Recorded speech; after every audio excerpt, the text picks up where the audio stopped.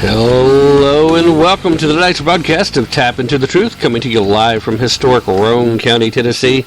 With you as always, I am your host, Tim Tapp. Well, let's just jump right into things, shall we? Today was a very big day here in the United States because one of the biggest court cases that the United States Supreme Court was listening to this session, the decision was handed down. That was, of course, King versus Burwell.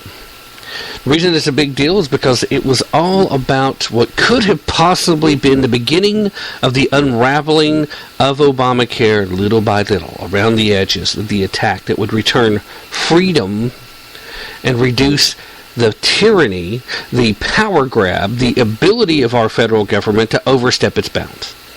The security blanket that is supposed to be the third and yet equal branch of checks and balances for our federal government, the judicial branch, the United States Supreme Court, had in front of it a decision to make. And in this particular case, the decision is supposed to be based solely on the law as it is written and in front of them. But this isn't the first time that this particular court has, in essence, looked the other way in a very real fashion, has changed the legislation before it in order to allow it to stand, in an effort to make it constitutional, in an effort to force it upon the American people. There is nothing about Obamacare that is constitutional, first and foremost. The Supreme Court has this one wrong, and they did it again. Now, I have in the past expressed concerns about this because my concern was they would look at the law as it was clearly written, intentionally written that way, I might add, and then, from the way the law was written, they would say, okay, obviously, no tax credits should be available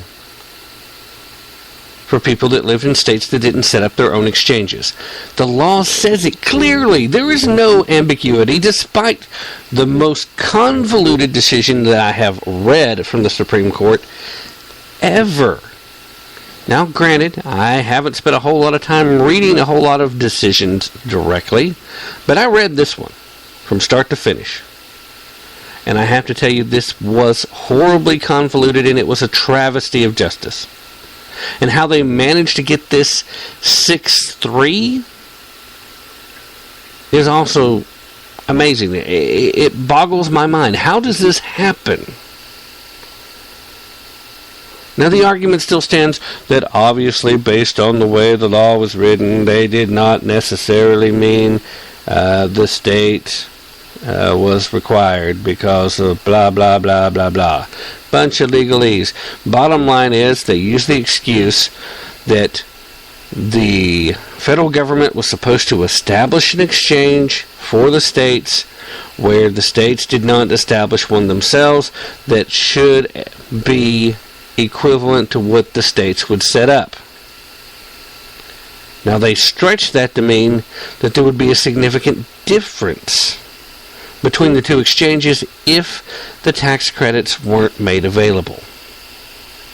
They also several times tried to talk about whether or not the language was ambiguous or not, and then deciding that it was ambiguous because of the context of the rest of the law. They did acknowledge that it was poorly crafted. Naturally, it was poorly crafted. Number one, lawmakers didn't craft this law.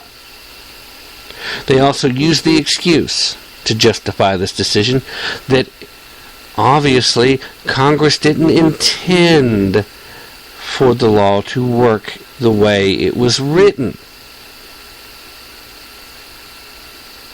That in and of itself is an admission that they did not follow the letter of the law. They did not judge the law as it was written in front of them. They judged it based on what somebody would like for it to say.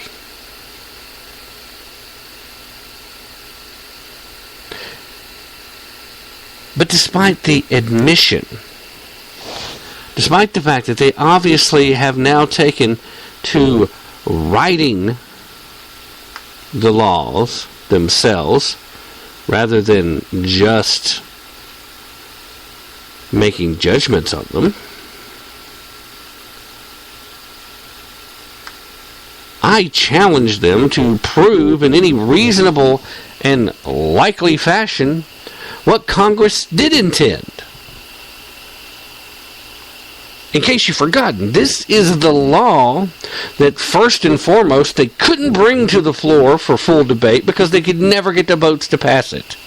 It had to be passed under the resolution that they use typically for pushing a budget through. They had to use legal trickery, something that normal legislation can't do. It's only used for budget amendments, a reconciliation bill.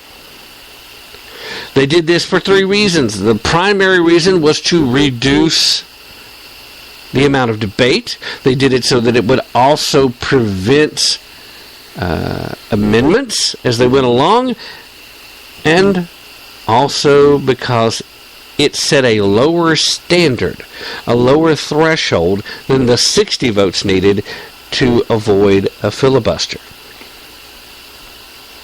It was trickery from the beginning.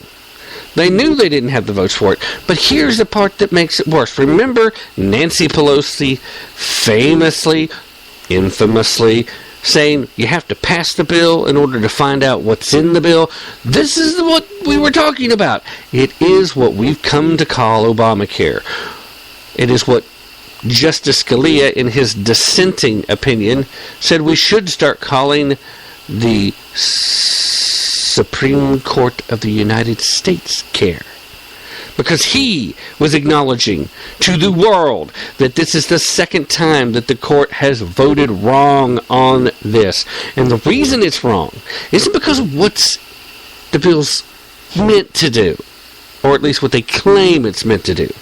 The reason it's wrong is because now twice a flawed piece of legislation that was written in a fashion that was intended to bully the states was allowed to stand as if that wasn't the intent. We had lawmakers in both the House and the Senate that had no clue what was in this bill. These lawmakers had no clue because they never bothered to read it. They didn't know what's in it. They didn't want to know what was in it. They just voted yep or no based on what party they were in, the affiliation, and that was it. If you're a Democrat, you're supposed to support it. This is something we've been after for decades, if not centuries. Because the best way to get the final foothold for our socialist revolution in this country is to nationalize health care. And this is a major step in that direction. That's why they supported it. That's why they pushed it. They didn't know what was in it, so how could they have had an intention for how this bill was supposed to work? Now, you can give your elected official the benefit of the doubt if you want to, but hello, I'm sorry. If you're a member of the Supreme Court of the United States, I'm guessing you're well aware of the fact that in D.C., their intentions are very rarely what they claim they are on the campaign trail. This is almost the very definition of insanity.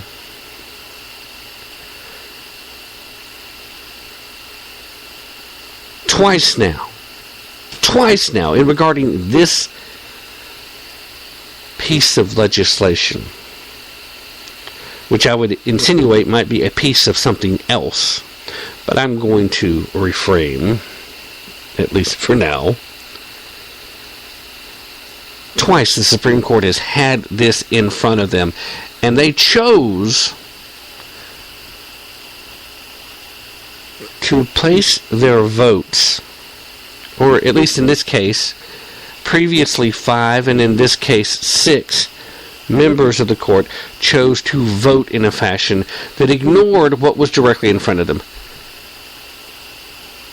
I was attempting to do some research earlier to see how many laws have made it to the Supreme Court and have been tossed out simply because it wasn't written correctly. That there was some ambiguity in an important part of the legislation. Some little technicality. In the process of doing the research, I was counting, I had gotten into the hundreds before I just simply ran out of time and said, I've got to get on air and do the show, or time is getting away. It's getting late in the day, and I cannot put this off any longer.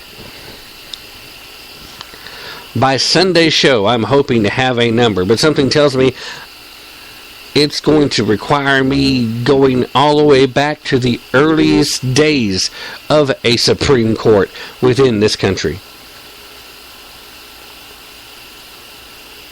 The way the court is supposed to work is that if the law is ambiguous in its language, then typically it's not allowed to stand. There are some exceptions. In fact, they quoted some exceptions in the opinion.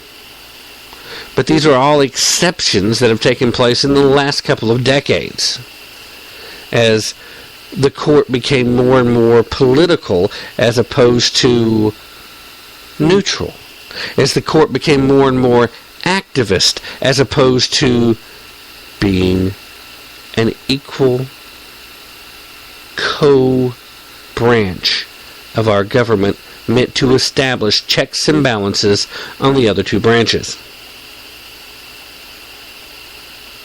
I mean, literally, at this point in time, this is, in effect, and I know you probably heard this from a dozen other people, if not more, today.